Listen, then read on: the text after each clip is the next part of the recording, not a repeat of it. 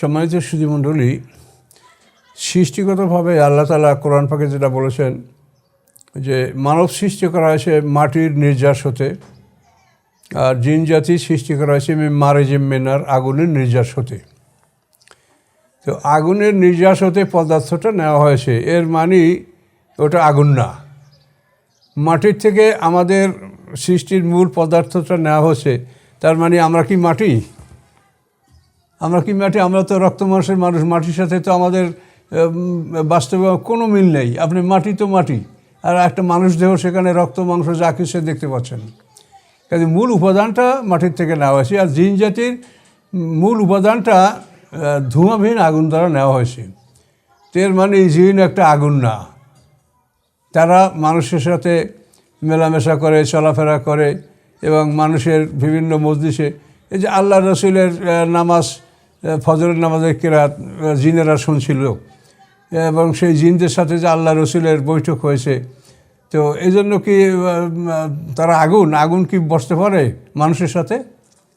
কাজে এই ধরনের কাল্পনিক কথা আপনাদের না বলা উচিত। এগুলো দিয়ে শুধু বিভ্রান্তি, আমার মনে হয় সমাজে এক শ্রেণীর লোক যারা ধর্মের নামে বিভ্রান্তি করার জন্য কাজ করছে। আমরা মনে হয় এরা তারাই যারা এই ধরনের কথা বলে। জিনের আসরের কারণে, জিন মানুষের মধ্যে প্রবেশ করার কারণে মানুষ বেহুশ হয়, পাগল হয়, এটা তো অহরহ আমাদের সমাজে আমরা দেখতে পাচ্ছি। কাজে জিন ঢুকতে পারে না মানে তারা আগুন, জিন মানে আগুন, এ কথা তো আপনাদের মানে জ্ঞানহীনতার পরিচয়। তাহলে মানুষ মাটি, তাহলে মানুষ মানে মাটি? মানুষের দেহের উপরে গাছপালা জন্মে নাকি? মানুষ মাটি আর জিন আগুন, তারা যেখানেই চলাফেরা করে। আগুনই যদি হয় তাহলে তারা কোথায় থাকবে? যে বাড়ি থাকবে বাড়িঘর পুড়ে যাবে, যে গাছে থাকবে গাছ পুড়ে ছাই হয়ে যাবে। তাহলে জিনটা থাকবে কোথায় বলেন? আগুনের মধ্যে, দোজখের মধ্যে নাকি? বলেন, এই সমস্ত আজে বাজে কথা আপনারা কেন বলেন? জিন আগুন, তাহলে আগুন হলে সেটা তো কোনো স্থান থাকতেই পারবে না। যেখানে ঢুকবে, মানুষের মধ্যে ঢুকলে মানুষ পুড়বে। তোরা যেন বসবাস করে বাড়িঘর পড়বে না, গাছপালা পুড়ে ছাই হয়ে যাবে না?